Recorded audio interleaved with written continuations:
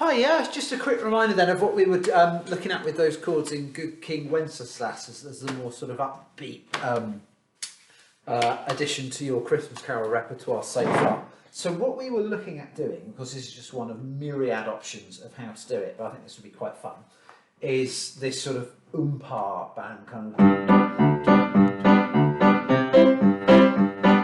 sort of structure. So how that's done, something is being played on every beat. So of your 4 beats in the bar, pretty much the whole way through the song, we'll be going left, right for the 4 beats of the bar. Left, right. And just playing on the beat. So nothing fancy, nothing clever with the rhythm at all. It's just sort of all in the notes and it's all based on the chords. So on the 2nd and 4th beat of every bar, I would just play the chord itself. So looking at those first 4 bars, we've got G, G, C, G. So you can, I'm going to do the G chord in root position, but I'm going to be lazy. For the C chord, I'm going to just move up to the C and E there. So from G chord, take the lazy route there to the C chord. You could hop from root position to root position. There's no harm in that at all. But remember, I'm a good believer in good laziness. And if you can play something in an inversion, it generally sounds a lot smoother. So that's the right hand. 1, 2, 3, 4. 1, 2, 3, 4. 1, 2, 3, 4. 1, 2, 3, 4. The left hand, what I was doing is picking the first, what we call the 1st and the 5th, so the outer notes of the chord, if you like. So for the G chord, that's going to be G and D.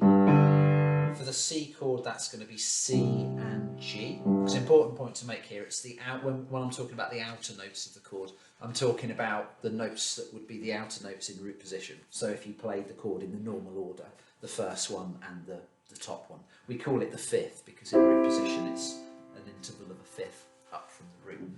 So for the G chord in the left hand, G and D, I'm going to be going G, or, again, it's just a personal preference thing. You can go the other way. G, G, D. So whether you're going up or down, totally a matter of taste. It's the difference between and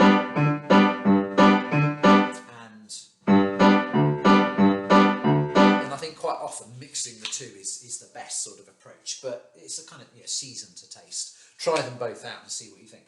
And then go to the C chord, same thing, I'll just go to a C, D.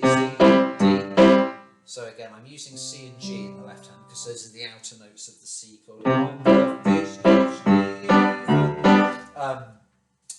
The best way to practice it, to start with your left hand, rather than playing like G, D, G, D, to begin with, just play them both at the same time.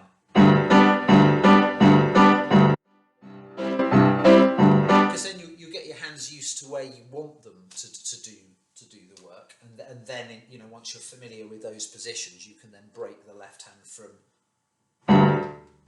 into so just sort of playing the ingredients individually. When you get to, I'm just going to bring the chords up. When you get to those bars where the two different chords share the bar, like bar number 11, we've got an A minor chord and then a D7 chord.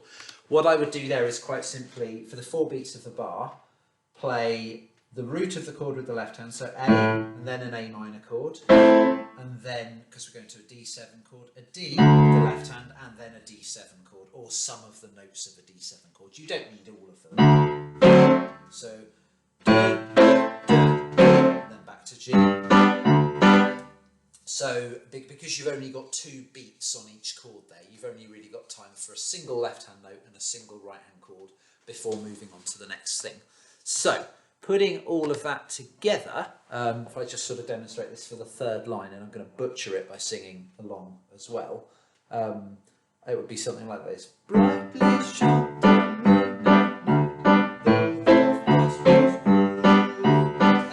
It's sort of simple. Well, I say simple. It sounds simple. It's fiddly when you first sort of start doing it, but it's a simple enough accompaniment, I suppose, is what I mean, for the tune to just sort of float over the top of it, and it still sound really kind of jaunty and jolly. Sorry about the noise. That's the dog trying to go up and down the wooden stairs, and he's very clumsy and cumbersome. You say hello, Percy. Percy, say hello. Good boy. Good boy. Come and say hello. Meet Percy. There he is. So yes, I think that's it in a nutshell. So just to summarise, every single bar, 4 beats, left, right, left, right. The right hand is always just playing the chord or notes from the chord in any order, in any inversion that's comfortable and convenient.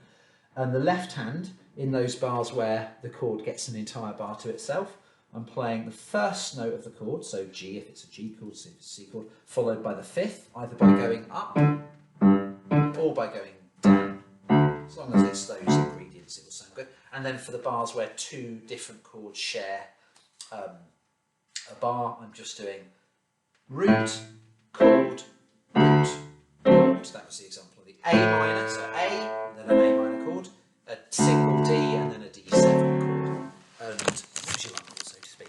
Hope that's helpful. Any further questions, don't hesitate to get in touch, and I will make another one of these little videos. Take care. Bye.